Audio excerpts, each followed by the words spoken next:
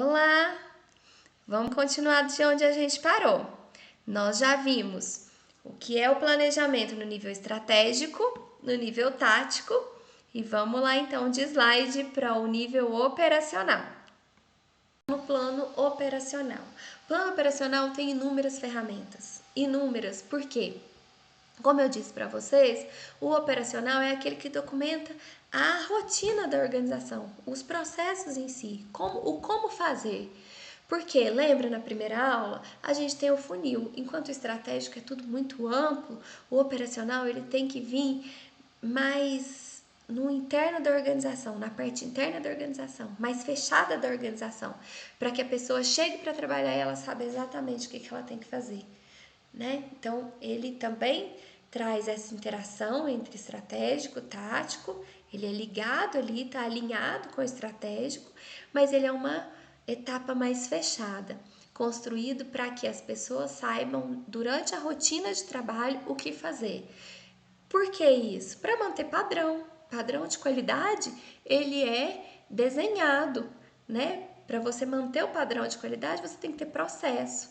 Você tem que ter um plano operacional para você ter transparência do que fazer, para dar clareza às pessoas de como é feito e para ter controle também, para que as pessoas do nível tático e estratégico saibam o que está sendo feito, onde dá para melhorar. Então, tudo tem que estar ali detalhado, documentado, né? Todo o processo operacional.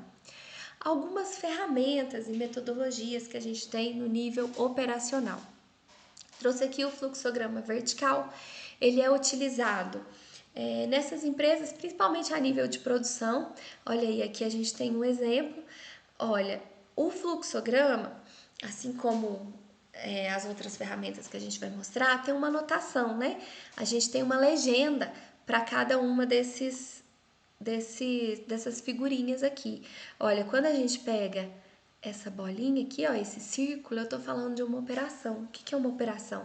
É a criação ou a alteração de algo, ou seja, é quando eu executo uma ação.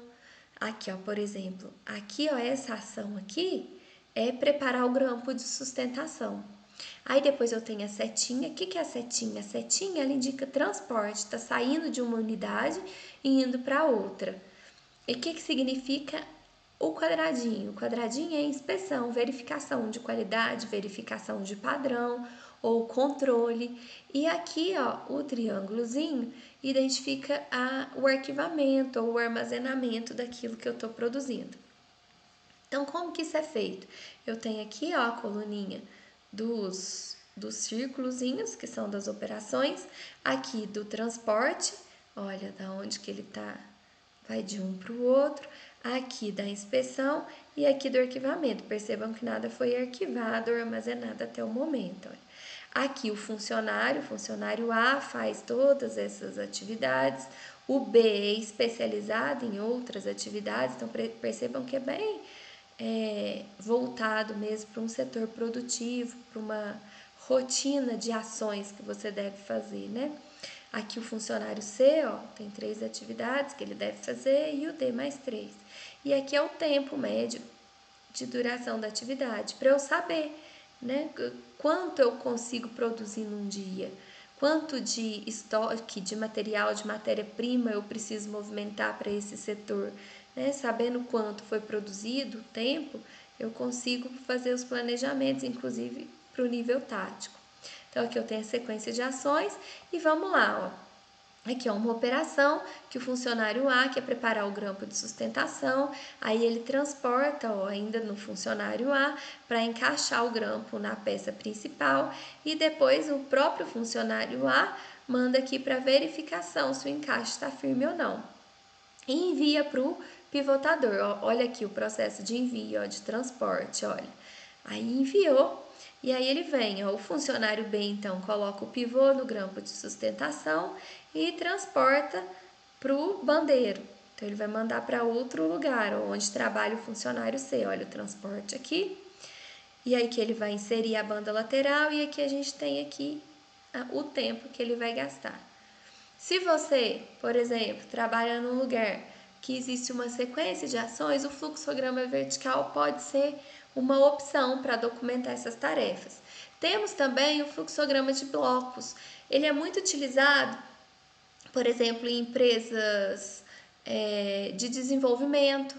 Por exemplo, você tem várias atividades que têm que ser feitas para o desenvolvimento de um software, por exemplo. Eu posso usar esse fluxograma aqui para que eu saiba exatamente em que parte do processo que está sendo desenvolvido. Esse fluxograma também eu tenho visto muito em documentos que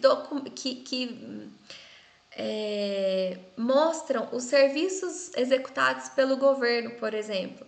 Então, tem lá um setor e ali ele documenta, né, faz esse mapeamento do processo de como um serviço é prestado, ou seja, você, cliente, você, usuário daquele serviço, chega ali para ser atendido no balcão, dali ele abre um processo, esse processo é encaminhado para a diretoria de compras, a diretoria faz a análise desse processo, que encaminha para o setor de pagamento. Aí, nesse momento, você, como usuário, precisa fazer uma ação que é na internet, por exemplo, no site dessa diretoria. E então ele manda para a instituição bancária que vai te fazer o pagamento. Com isso, você tem um mapeamento de como funciona cada serviço público. E aí você consegue entender qual que é o fluxo de processamento daquele serviço que você solicitou. Então, também é muito comum. Se você está numa organização, por exemplo, que oferta serviços, pode ser que você já tenha se deparado com o usuário do seu serviço falando: ah, mas isso aí é caixa preta, né? Eu faço aqui o pedido e vocês demoram uma semana para me atender. O que acontece nesse período? O que vocês fazem nesse período? Por que você demora uma semana? Então, você fazer um mapeamento do processo, né, que pode ser feito com o fluxograma, pode facilitar, porque você tem aquilo ali na sua página, no seu site ou na sua rede social para mostrar: olha, ele demora uma semana porque tem um dia que ele vai estar em tal setor da minha organização fazendo a análise, depois ele vai para o processo produtivo, por exemplo, ali gasta tanto. Então, com os fluxogramas, o mapeamento de processos, além de ficar claro para a sua organização sobre o que fazer, qual é o padrão que a sua organização trabalha, fica claro também para o seu cliente, para o seu usuário, né, qual que é o processo que é desenvolvido ali dentro. Olha aqui como fazer esse fluxograma de blocos. Vamos lá, ele representa graficamente as entradas, todas as operações que são feitas e as saídas, as conexões e decisões. Olha aqui, por exemplo, esse. Aqui, ó, vamos fazer só essa partezinha aqui. Aqui, ó, ele está começando, iniciando o processo. Quando eu tenho esse losangozinho, eu estou falando de uma decisão, ou seja, é quando o meu caminho vai se dividir. Por exemplo, aqui, ó, qual o destino? É para o Brasil ou para o exterior? Se for para o Brasil, eu sigo esse caminho, para o exterior, eu sigo esse caminho. Então, toda vez que eu tenho uma divisão, eu uso um losango. Depois eu tenho as etapas, que são esses retângulozinhos aqui, que é uma atividade ou uma tarefa do seu projeto, do seu processo. Então, vamos lá, pega esse aqui, para o exterior. Você vai digitar o destinatário, depois outra tarefa, outra atividade, explorar o guia de exportação e aí vai gerar o quê? Uma nota fiscal do cliente. Perceba que nota fiscal do cliente não é uma ação, né? Digitar o destinatário é uma ação. Elaborar o guia de exportação é uma ação. Nota fiscal é uma ação? Não. Tá vendo então que a representação é diferente? Essa representação aqui, ó, significa documento, geração de um documento. Então, toda vez que tiver documento, é essa anotação aqui que eu vou usar. Olha, de um quadradinho com essa sombrazinha aqui. Depois, expedição para o cliente. Então, toda vez que você vai mapear o processo, é importante que você use as notações corretas ou a setinha do fluxo. E existem vários softwares na internet, inclusive gratuitos, online, para você fazer esse mapeamento. Vou deixar umas sugestões lá para caso você queira mapear algum serviço, alguma coisa que você ofereça aí na sua organização, para que fique claro tanto para o seu usuário quanto para quem está trabalhando naquele processo, quais que são as etapas que devem ser desenvolvidas. Aqui a gente tem um checklist. O que é o checklist? É um documento em que todos os itens que você precisa fazer dentro de um processo são colocados aqui. E você vai ter um sim, um não, você vai ticar aqui se você fez ou não aquela tarefa. Lembra que a gente falou da gestão do seu tempo como administrador? Muitas vezes o administrador tem medo de colocar um processo, principalmente, olha, até coloquei aqui, ó, processos voltados à segurança, que é uma coisa que é muito, que tem que ser feito de uma forma muito criteriosa, você precisa confiar em quem está fazendo. O checklist tira um pouco desse peso. Por quê? Porque aí a sua instituição vai elaborar aquele checklist de tudo que tem que ser analisado e ali você vai pedir para documentar. Então, quem está fazendo esse processo vai assinar ali que realmente olhou se tem saídas de emergência suficientes, se os equipamentos estão nos lugares adequados. Então, a pessoa que está executando esse checklist vai passar por tudo isso daqui, ó, que são atividades que você já viu que é importante, que passou por pessoas da sua empresa, como as atividades que devem ser feitas. Então, isso aqui pode ser revisado até se chegar no melhor checklist. E a pessoa que está desenvolvendo o trabalho, ela só precisa ler o que é preciso ser feito e confirmar aqui se ela fez ou não, e assinar confirmando. Então, com isso, você faz uma melhor gestão do seu tempo, você tem uma melhor garantia de que os padrões estão sendo seguidos e que tudo que é preciso executar está sendo executado ou não. Você tem um registro, um controle disso. Então, constitui o checklist. O checklist constitui de uma listagem de itens que devem ser obrigatoriamente considerados numa rotina de trabalho. Então, é muito útil, um documento super simples e super útil também na gestão, no planejamento operacional. Então, ele é utilizado em operações complexas e de segurança, em que a segurança e os detalhes eles vão ser importantes para a sua operação acontecer, para você manter um padrão, manter a segurança da sua operação, certo? Orçamentos também são planos operacionais. O fluxo de caixa, por exemplo, está lá no nível operacional, que é onde você registra cada coisa que aconteceu naquele mês, aconteceu financeiramente, né? Suas entradas, suas saídas, para que depois você possa contabilizar isso em nível tático e estratégico. Então, esse plano operacional aqui, esse orçamento que está lá no nível operacional, depois ele vai se juntar a todos os outros da organização para se formar os relatórios táticos e estratégicos, né? Relatórios financeiros que vão documentar cada função da organização em nível tático e depois isso compor o nível estratégico. Então, orçamentos são esses fluxos de caixa, né, que são contabilizados ali no dia a dia, entrando custos de produção, custos de pessoal, né, todo o custo que você tem ali em nível operacional. E nós temos também os programas, né? Aqui está sendo mostrado o diagrama de Gantt. O que é o diagrama de Gantt? Perceba aí com que o diagrama de Gantt parece. O diagrama de Gantt é um cronograma. O diagrama de Gantt ele é muito antigo. Ele, apesar dele ser atribuído ao Henry Gantt, né, que está lá na teoria da administração científica, lá nas primeiras linhas de produção, né, ele era utilizado no início do século XX. Existem registros de que isso era utilizado antes mesmo dessa época. E ele consiste num cronograma. Mas por que ele tem mais de 100 anos e a gente continua falando do diagrama de Gantt? Porque ele é muito utilizado na gestão de projetos, na gestão de planos operacionais. Muito utilizado em softwares, como por exemplo o software da Microsoft, o MS Project, o Miro, que são softwares que vão tratar da gestão do seu projeto. Como que ele funciona? Você tem aqui um conjunto de atividades, ó, que vão ser feitas. Aqui, cada mês, a semana que ele está sendo executado. E olha aqui, é um cronograma. Você tem do começo de janeiro até o meio de fevereiro para fazer o projeto do novo produto. Olha aqui o outro, ó, definição de componentes. Enquanto você, por isso o diagrama é importante, porque você consegue ver as atividades que estão ocorrendo em paralelo e aquelas que não podem ocorrer em paralelo, ó, que depende do término de uma para começar.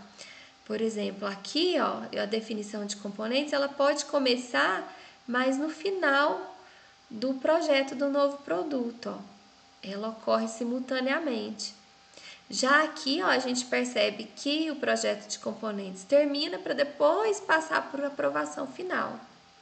Então, essa daqui é a característica desse diagrama de Gantt. Como isso é feito lá no software de gestão de projeto? E por que ele é importante? Olha aqui, ó. Você lá no software de gestão de projeto, você vai definir todas as tarefas que vão ser desenvolvidas no seu projeto, as datas e os prazos. E o diagrama vai te mostrar, por exemplo, essa tarefa aqui, o quanto ela já foi feita. Olha, a gente já fez metade, mais ou menos, tá vendo? Olha aqui, tá em verdinho escuro e em verdinho claro que não foi feito ainda. Olha aqui, ó, essa seta aqui indica dependência. Eu preciso terminar essa tarefa para começar essa outra aqui, ó. Tá vendo que ela termina na mesma linha aqui, ó, que tá começando a outra. Então, quando eu jogo esse diagrama de Gantt no software, quando eu tenho um atraso nessa tarefa aqui, automaticamente ele joga essa tarefa aqui para frente. Então, para eu fazer um gerenciamento do meu projeto, né, eu como uma gestora de um projeto, é muito importante que eu tenha alguma representação de um cronograma. Esse cronograma é o quê? É um plano operacional. Você faz um planejamento das ações que vão ser desenvolvidas e depois vai seguindo elas aqui, ó. O quanto já foi desenvolvido e o impacto de um atraso nessa daqui, ó, atrasou nessa, vai atrasar nessa, né? Porque eu preciso terminar uma para começar a outra. Então, olha aqui, ó, eu já tô aqui e o que já foi feito até o momento. Então, para isso serve o que a gente chama de diagrama de Gantt, que nada mais é do que esse diagrama, esse cronograma, em que eu tenho as atividades e as barrinhas, né, do que vai ser desenvolvido, no tempo que vai ser desenvolvido, qual prazo eu tenho e qual a dependência de uma tarefa em relação à outra. Então, ele é um plano operacional, um cronograma simples, em que as colunas são colocadas aqui, ó, em semanas, e vai dispensar um calendário em si para execução. Por quê? Porque aqui já tem o tempo que eu tenho para fazer cada tarefa, né? Eu não preciso ficar checando lá no meu cronograma. Então, uma ferramenta muito útil e muito, muito utilizada, né? Como plano operacional, diagrama de Gantt. E a gente tem também esse diagrama PERT. Existem outros tipos de controle, né, de mapeamento das funções do seu projeto, de gestão do seu projeto. O diagrama PERT, eu não vou detalhar como fazer, vou deixar um outro vídeo, senão fica uma aula muito grande, mas eu queria que vocês entendessem o que é o diagrama PERT. É um plano operacional que vai permitir acompanhar e avaliar o progresso dos programas em relação ao tempo. Como que ele é feito? Eu tenho aqui as atividades, então você pode pensar que essa atividade A, B, C, D são essas atividades, talvez aqui, ó. Definição de componentes, projetos de componentes, aprovação final. Só que ao invés de eu colocar ela no cronograma, eu ponho ela num diagrama. Por quê? Para eu entender qual tarefa depende de quê e qual o tempo de duração do meu projeto todo, quanto eu posso atrasar em cada tarefa, quais tarefas são mais críticas para que não haja atraso no meu projeto. Eu posso fazer o diagrama PERT para eu passar para quem está financiando o meu projeto qual o prazo mínimo de execução, o prazo máximo de execução, para eu focar no desenvolvimento de determinada tarefa, ou seja, colocar e distribuir a equipe, talvez as pessoas mais rápidas, os melhores executores daquela tarefa nas tarefas críticas. Então, para tudo isso ele serve. Como ele funciona? Tenho aqui as atividades e tenho aqui a dependência. O que significa a dependência? A atividade A não depende de nenhuma atividade e ela dura. Aí aqui pode ser em dias ou semanas, mas vamos colocar que são em dias. Dura 10 dias. A B também não tem dependência nenhuma. Eu posso executar ela a qualquer momento, inclusive em paralelo com a A. E dura 6 dias. A C, eu preciso terminar a A para começar a C, e a C dura 7 dias. A D depende da B, dura 5 dias. A E também depende da B, dura 9 dias. A F depende de C e de D, dura 5 dias. Então, deu para compreender, né? Como eu leio a tabela do PERT. Eu transformo essa tabela em um gráfico, em que aqui eu tenho os que a gente chama de nós do gráfico. Aqui eu tenho a atividade e o tempo de duração. Então, como eu começo o diagrama PERT? Eu não preciso nem ter esses números de início, esse número do nó. Eu começo dizendo que A não precisa ter dependência nenhuma. Começo A e A dura 10 dias. Depois começo B e dura 6 dias. Eles podem começar no mesmo nó 1. Depois eu venho aqui, ó, C depende de A. Então, onde eu traço C? Partindo do final da seta A. Então, eu trago C para cá, dura 7 dias. E D depende de B. Então, eu tenho que achar a seta B e pegar o D e partir de B aqui, ó. D partindo de B. Por que eu trouxe D aqui para a mesma setinha, para a mesma terminação de seta, onde C termina? Porque eu tenho esse nó aqui, ó. C e D são dependências de F. Então, por isso que eu trouxe aqui. Se você está fazendo pela primeira vez, muito provavelmente você não identifica isso de cara, né? Então, pode ser que você tenha puxado a setinha do D para cá. Tem problema? Não. Na hora que você chegar no F, você vai perceber que ele precisaria estar junto aqui e aí você muda. Então, é meio que por tentativa e erro. Você pode fazer por tentativa e erro. Aí, você vem aqui, ó, já fiz o D. O E depende de B. Então, eu vejo aqui onde terminou o B e traço o E, que dura 9. Aí o F, ó, a gente já viu, depende de C e D. Então, eu tenho que pegar um nó que tem a terminação em C e D e tirar o F daqui. E o G parte de E. E assim a gente finaliza o diagrama. Não, mas para que serve esse diagrama? A gente pode identificar aqui, por exemplo, quanto tempo que vai durar o meu projeto. Como que eu sei o tempo que vai durar o meu projeto? Somando aqui, ó. Aqui nesse nó, eu vou ter 10 dias. Eu vou chegar no nó 2 em 10 dias. E aí, para eu chegar no nó 4, eu vou gastar quantos dias? Eu vou gastar 10 mais 7 dias, 17 dias. E para eu chegar aqui, ó, daqui para cá, 6 dias. E daqui para cá, 6 dias daqui mais 5 dias daqui, 11 dias. Então, eu tenho aqui, para chegar aqui, 17, para chegar aqui, 11 dias. O que eu considero aqui, ó? Eu vou chegar no 4, preparada para executar F, depois de 17 ou de 11 dias. Então, eu considero sempre o maior. Eu considero que eu gastei 17 dias para chegar aqui no nó número 4. Por quê? Porque para fazer F eu preciso tanto terminar C quanto terminar D.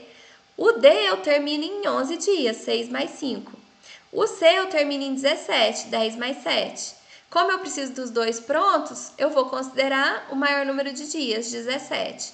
Então, eu entro aqui em F já com 17 dias, mais 5 dias aqui, 17 mais 5, 22. Então, eu vou gastar 22 dias para o meu projeto.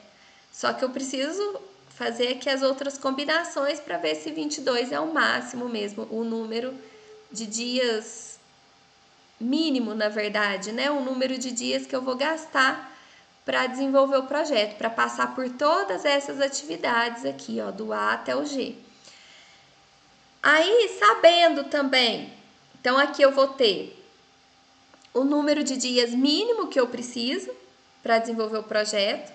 Eu vou saber também o que a gente chama de caminho crítico. O que é o caminho crítico? São as atividades que, se eu atrasar, eu vou impactar nesse número de dias aqui, ó, nesses 22 dias, por exemplo, que eu vou gastar para desenvolver esse projeto. Por quê? Eu vi, por exemplo, que aqui eu gasto 10 mais 7, 17 dias. Aqui eu gasto 11. E para eu entrar em F, eu preciso ter as duas feitas. Esse caminho aqui tem que estar feito e esse aqui tem que estar feito. Então, eu gasto pelo menos 17 dias para começar a F. Opa! Então, eu sei que se eu atrasar essas atividades aqui, tem problema? Menos problema do que se eu atrasar essas aqui. Por quê? Eu gasto 17 dias para fazer A e C para ficar preparado para entrar no F. E para fazer B e D eu gasto 11 dias. De todo jeito, eu vou ter que esperar os 17 dias do A e C para começar a fazer F. Então, o que causa menos impacto? Eu atrasar a atividade D ou eu atrasar a atividade C? Se eu atraso a atividade C, o número de dias cresce, aumenta de 17 para 18, 19. Então, vai impactar aqui.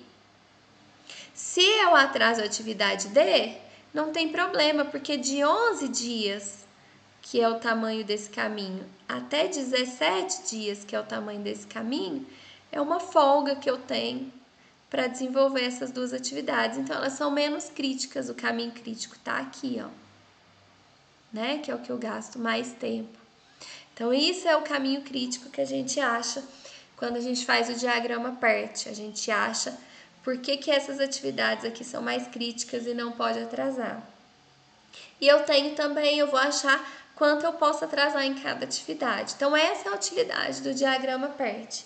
Você identificar para as atividades que têm que ser desenvolvidas, quais que são as atividades que dependem uma da outra, qual que é o prazo mínimo e máximo para eu concluir esse projeto, qual que é o meu caminho crítico, aquele que não pode atrasar, porque se atrasar vai impactar nos dias, no meu prazo mínimo do projeto, e quais são aquelas tarefas que pode atrasar e quanto elas podem atrasar, certo? Esse é o diagrama PERT. Vou deixar um videozinho com um exercício que traz como fazer esse diagrama detalhado.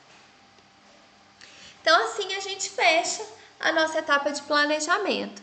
Vamos ver o que a gente aprendeu aqui na aula? Ver se deu para aprender, se a gente conseguiu atingir os objetivos da nossa aula. Nós vimos que o planejamento em nível estratégico é o que faz a conexão entre a organização e o ambiente. Aqui a gente viu cenários, viu fatores críticos de sucesso e viu o benchmark. Aqui a gente pode se perguntar, quais são os cenários que podem afetar a sua organização? Quais são as variáveis de macroambiente que mais afetam a sua organização? Quais são os cenários possíveis, considerando essas variáveis de macroambiente? Aqui, pensando lá nos fatores críticos de sucesso, a gente pode responder também, quais são os elementos-chave sem os quais a sua organização não ia sobreviver? O que determina o sucesso da sua organização? E pensando lá no benchmark, o que você pode aprender com organizações que são referência no seu setor? E o planejamento tático? Nós vimos que o planejamento tático ele vai transferir a estratégia da organização para os níveis funcionais da organização. Quais os setores funcionais da sua organização? Quais que são os planos e políticas de cada um desses setores? Eles deixam claro o que está estabelecido como estratégia geral da organização? E em nível operacional? O nível operacional é aquele que detalha as atividades rotineiras da organização, não é isso? E quais que são as atividades da sua organização que merecem mais planejamento e controle? Elas estão documentadas em fluxogramas, em mapeamentos de processo, em checklist, talvez? Nós vimos aqui, então, que existem diagrama de Gantt, checklist, o diagrama PERT. Qual deles que você pode implementar na sua organização ou que já está implementado e merece uma revisãozinha? Então, com isso, a gente chega ao final da nossa aula. Eu espero que vocês tenham absorvido e fico à disposição para tirar dúvidas. Um abraço!